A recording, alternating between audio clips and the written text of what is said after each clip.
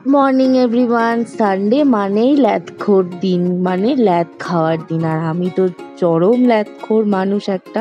তো এই সকালবেলা ঘুম থেকে উঠেই আর তোমাদের সাথে ব্লগ নিয়ে শুরু করে দিলাম। তো সকালবেলা উঠে একটু সূর্যের আলো দেখে তারপর আমার ডেলিকার রুটিনে হচ্ছে জল খাওয়া।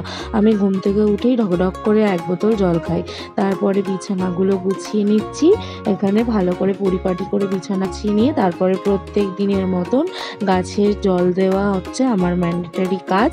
তো জল দেওয়া হয়ে গিয়ে ফ্রেশ হয়ে তারপর একটা নতুন রেসিপি ভাবছি ব্রেকফাস্টে করব। তো চলো দেখতে থাকো। এখানে এগ নিউ মানে ডিম সেদ্ধ করে নিয়েছিলাম, ডিম সেদ্ধটাকে ভালো করে গ্রেট করে নিয়ে তারপরে মেয়োনিজ দিলাম, দিচ্ছি। তার সাথে আমার একটু ডমিনোজে অনেকদিন আগে পিজা খেয়েছিলাম, তো অরিগ্যানো আর চিলি ফ্লেক্সটা পড়েছিল। তো স্বাদটা একটু ভালো হওয়ার জন্য, টেস্টের জন্য অরিগ্যানো আর চিলি ফ্লেক্স দিয়ে দিলাম। আর বাড়িতে একটা চিজ ছিল, তো একটা চিজের কিউব ছিল, তো ভাবলাম চিজটা দিলে আর একটু বেশি ভালো টেস্ট হবে। আর আমি তো চিজ খেতে খুবই ভালোবাসি, আর আমার দিদিভাইও চিজ খেতে খুব ভালোবাসে, বাড়ির মোটামুটি সবাই ভালোবাসে, তো বাবাও ভালোবাসে। তো আমি চিজটাও একটু গ্রেট করে দিয়ে দেবো। তো সব কিছু একসাথে দিয়ে ভালো করে মেখে নিচ্ছি, একদম কাঁটা চামচ দিয়ে ভালো করে মেখে নিচ্ছি। তো মেখে নিয়ে তারপরে পাউরুটির মধ্যে দিয়ে তারপরে বাটার দিয়ে টোস্ট বানিয়ে নিলাম। এটার নাম আমি দিয়েছি এগ মেয়ো স্যান্ডউইচ।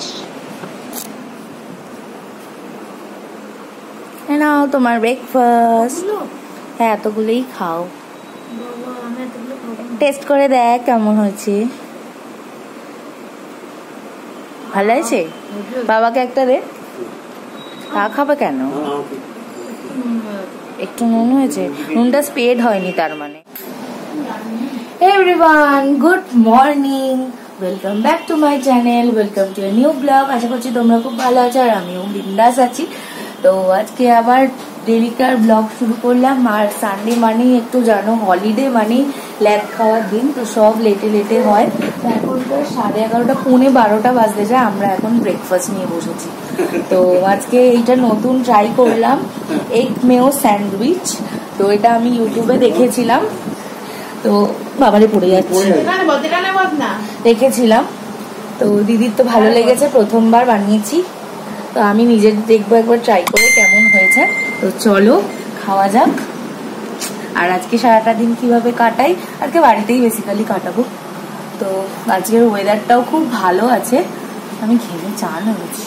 তো এখানে দিদিভাই বসে খাচ্ছে, বাবার অলরেডি খাওয়া হয়ে গেছে, তো আমি এখন খাবো। তো চলো সারাটা দিন কিভাবে কাটাই সাথে থাকো আর দেখতে থাকো, আর আমার সাথে আমার ব্লগটা এনজয় করো। হেভি হয়েছে, আমি ফার্স্ট টাইম খেলাম, করলাম, নিজেরই ভালো লাগছে। আর বাইরের ওয়েদারটা না মেঘলা করে আছে, আমি আর ব্লগ করছি না, আমি করবো। তোকে অনেকবার বলেছি কন্টিনিউ কর।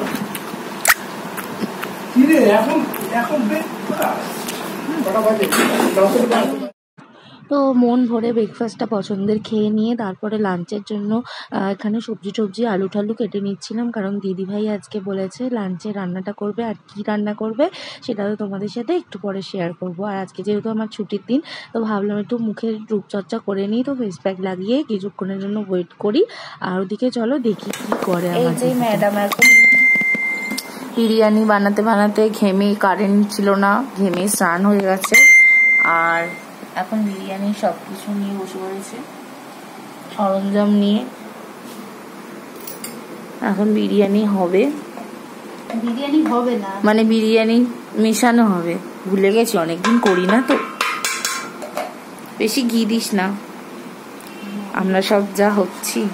বেশি না গা, আমার তো গা হলো না, তাও তো এতদিন পর খাবো। বাইরের খাবার আমার বন্ধ, বাইরের খাবার বন্ধ বলেই ঘরেই নিজেই করে খাই। এই বিরিয়ানিটার নাম কি দেব? হোমমেড বিরিয়ানি। তার নাম দিয়ে অর্পিতার হোমমেড বিরিয়ানি। তো বিরিয়ানিটা করুক, সাজিয়ে নি, তারপর তোমাদের সাথে শেয়ার করব। তো ফাইনালি এখন আমাদের lunch ready. Yummy yummy chicken biryani. প্রায় অনেক দিন পরেই বাড়িতে চিকেন বিরিয়ানি হয়েছে, আর আমি নিজে নিজে বানালে না আমার একদম খেতে ইচ্ছা করে না, বাট দিদিভাই বানিয়েছে, অসাধারণ টেস্ট হয়েছিল।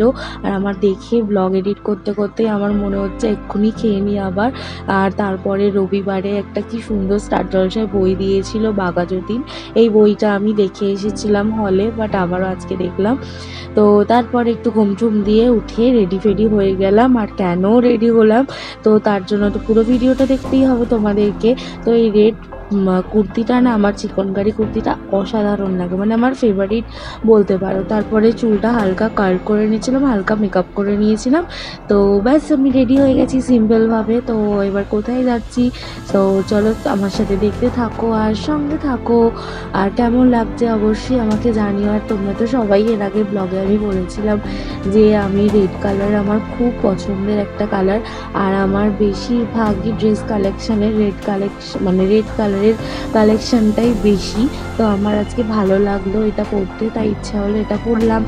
তো কেমন লাগছে অবশ্যই জানিও আমাকে। তো চলো দেখতে থাকো, সঙ্গে থাকো, ব্লগটা তোমরা আমার সাথে এনজয় করো। আর কোথায় যাচ্ছি সেটাও দেখতে থাকো। এটা একটা আমার কাছে বলতে পারো সারপ্রাইজ মিট আপ। তো কোথায় কার সাথে দেখা করছি সেটাও দেখো। তো চলো।